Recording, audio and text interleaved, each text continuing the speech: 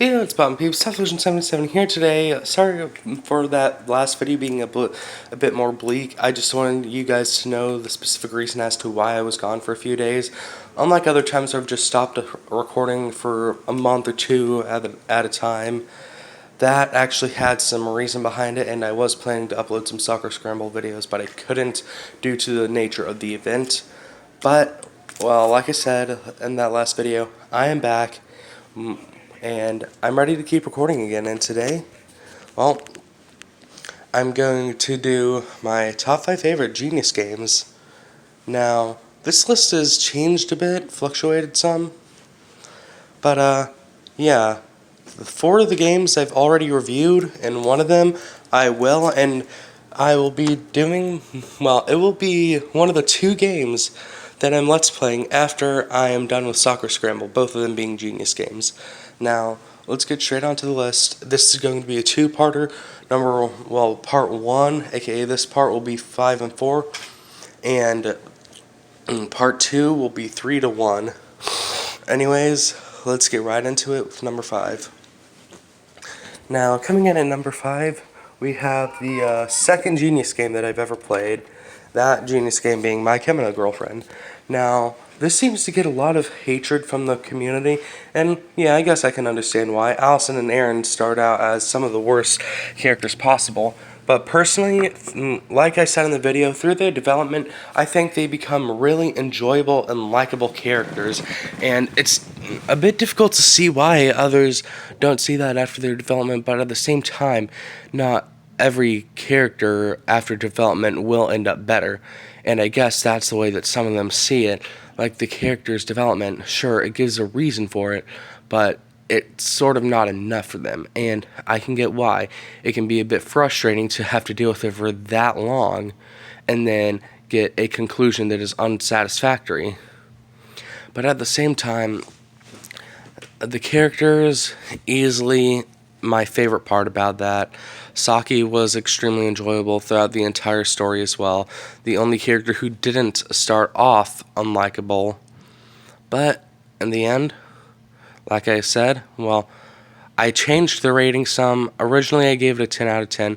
I think that was a bit too much, but with the story being good but a bit mediocre, honestly, like, I think it's good, but when compared to other Genius stories, you can see that it's just average, if not a bit subpar, so that knocks it down a peg. And Akio, wait, is it Akio? No, I don't think it's Akio. Basically, the main side character that keeps on stalking you to take pictures of Allison and Aaron after the curse, he's pretty annoying as well. So a lot of the side characters can be pretty annoying, but overall, it's a really enjoyable game. And, well, yeah, that's all I have to say. I give it an 8 out of 10 currently, and let's move on with the list. Okay, so coming in at number 4, and I'm thinking I may just make this an entire video with all the 5 because it's only 3.5 minutes so far, but coming in at number 4, we have My Magical Girlfriend. Now, if you want an emotion-packed story, number 1 exists, but this is also amazing. Personally, it has some of the best characters, in my opinion, from Genius's, well, repertoire. Now, for the characters, Elise is one of the best written Genius characters, in my opinion, probably top 5 or so.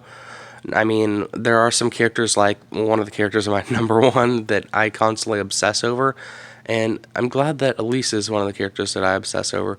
She really is definitely one of the better Genius characters written.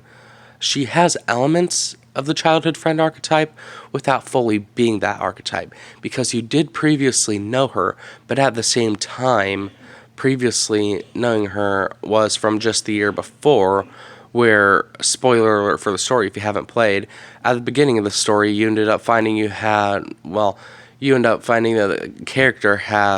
the main character has a secret power where he can track others' auras, and at the end of the story it's revealed that the last summer, when you saw Elise for the first time, there was some sort of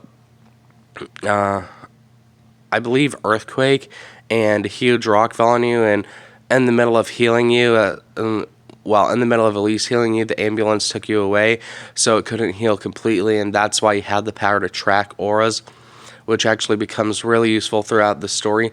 And I think that adding it in just at the end to make it even more of an emotional connection, even if it is pushing him towards a character more so than the others, which I can find a bit frustrating sometimes in Genius games. I think that this was implemented really well and definitely gave the story some more emotional weight, other than the fact that, of course,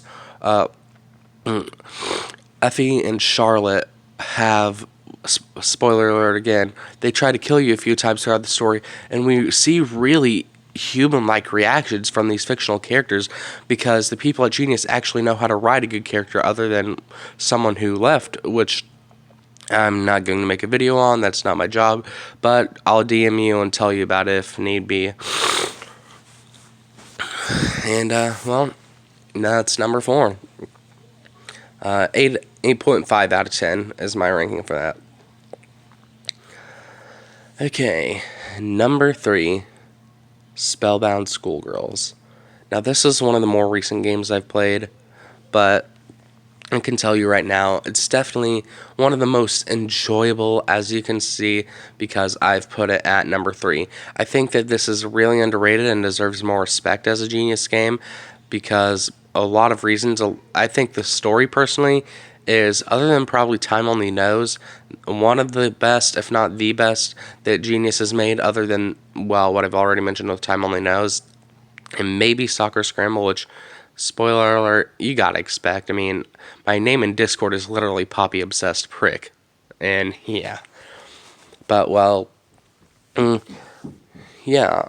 Spellbound Schoolgirls, it has a really enjoyable plot, which is surprising for a Genius game because they tend to focus on the characters first and foremost.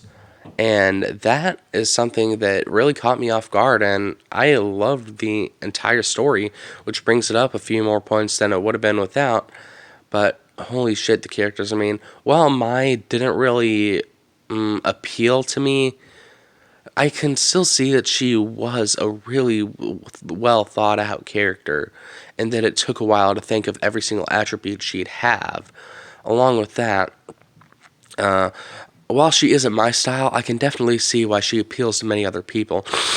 Now, the main girl and the one that you're pushed towards the most, Haruna, she's really well written as well. Not my personal pick, as you will see from the next character, but Haruna is an extremely enjoyable character that, yeah, I just love the main character being around because it just feels so natural.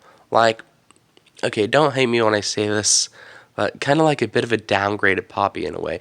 It just feels natural for the main character to be near her because you can just say whatever you want and you don't have to worry about judgment or anything. And number 1, well, sorry, not number 1 on the list, but the character that I chose from Spellbound Schoolgirls, Kana. She is personally in my top 3 favorite Genius characters, directly at number 3, actually. And, oh god, the emotional moments with her are really what put her up there. She has some of the best emotional moments out of any character that Genius has made, and it's easy to see why I think this game is so good with the emotional scenes, not just with Kana, but with everyone. I mean, when they confess their love to you, it's not just like, oh, I love you. There's actual weight put on it, especially because, well, spoiler alert, unfinished plot at the end of the story, which is the one nitpick I have, where they start up a conflict without resolving it. And, yeah, I think that probably is enough for a sequel to be made, or like one of the multi-season Bishoujos like they do with the Otome novels. But, I'm not sure if it's going to happen, but I have hope. Anyways, this game overall, 9 out of 10. And number 1 and number 2 have actually switched around. And my number 2, My Ninja Girlfriend. Now, what made My Ninja Girlfriend go down? The main reason why I love this is because the character interactions, not just between one character, but even between all the three girls. It just feels like something that normal ninja girls would do if you met them and they decided to serve their oath to you. And while it is very cringy at times, at the same time, there's also a lot of heartfelt moments, and the character design is really well. I'd say they're all probably B plus tier if I had to make a tier list, which, spoiler alert, I have. And yeah, none of them are overly extraordinary, though, and that's the main thing that brings them down. Number one has multiple extraordinary characters, and then one just average, probably C tier character. But I'd rather have multiple amazing characters, one average character, than three average characters, good story, and some cringy moments. But at the same time, that doesn't diminish from how good this game is designed and just how fun it is to play through. Overall, this is one of the two 10 out of 10s that I'd give. And oh boy, here comes number one, Sakura Scramble. Now, I'm not even going to mention Poppy right now. I'll get to her in another video because I'm planning to do this collab with someone on one of the Discord servers I'm in named Iman, or Eamon, however you say his name, about Poppy and why I think she's the best Genius character and my personal favorite fictional character of all time. But yeah, I'll leave her to the side for now, but just know she is easily my favorite fictional character. Raven is, I feel she's an easy 10 out of 10, but I feel like that 10 could be taken away by a lot of people, and I'm just barely keeping it there. It's it's so close to being an amazing 10 out of 10 instead of one of the lower ranked 10 out of 10s, simply because I feel like more of the story should have revolved around her and less around Willow. Yes, I'm not giving that to Poppy because I believe that Poppy got the time that she needed, no more, no less. But like I said, I think Willow could have used a bit less time and Raven could have used a bit more just to flesh out more of Raven's story. Because Willow, we already know her basic story. I don't think she needs fleshed out that much. But yes, the main character does need some sort of interaction with her as she's one of the main girls to choose from. And Raven, it's just kind of an anomaly from the Genius characters. She cares about every living creature and wants to help everything no matter what happens, and that's honestly really admirable. I know that she was a lot of people's choices, and while my personal choice, of course, was Poppy, Raven was definitely my second choice if I had to rank the characters right now. And that, I mean, talking to Gobit a few times even, he said himself that, he said himself to me personally that Soccer Scramble was the hardest Genius game for him to choose between two of the characters, and those characters were Raven and Poppy. And of course, well, sadly enough, he ended up going with Raven, but at least he does all the endings instead of just one, so yeah.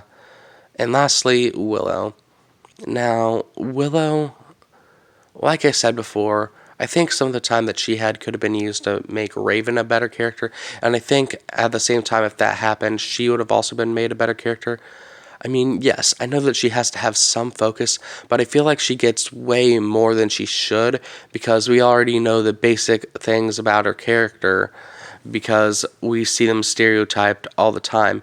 And while this doesn't completely diminish her character, there are some things that are still very subversive, like how she wants to be an archaeologist and is already applying for college. We all know the basic extremely strict parent, constantly studying, very nervous about everything stereotype because we see it all the time, and that is a bit frustrating to me, but at the same time, I can get why Genius does it. Now, other than that, the story is, I'd say, my personal favorite from Genius, because it feels like it's realistic. Other than maybe the ski trip, because that's something that I've never heard of schools doing, it is very realistic, and it feels like if you were put into a real world, but a real world in a game. It's just so surreal, and it feels authentic, genuine.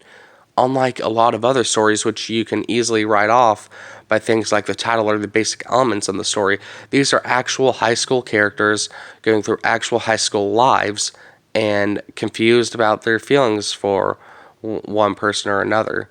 And on the ski trip, yes, while that is the one plot line that I feel, while may have been able to be taken out, it's still, I think it should stay in because it serves amazing character development for two of the three characters. Sadly, Raven doesn't get any development from this. Honestly, I don't know why they didn't put her, well, they didn't have her take the skiing trip as well, but Willow gets a lot of Willow gets a lot of attention from this, as and at the end of the skiing trip, you see, well, you hear her ask who, one, you're spending Christmas with, and two, who that she graduates, well, not graduates, but she gets accepted into a college for after she's done with high school. And do I even need to mention Poppy? I'll mention the scene in the video because it is one scene that needs to be talked about on its own. Anyways, all you guys need to know is this is an easy 10 out of 10. This has been Typhlosion 787, and I'm out of the house. Bye.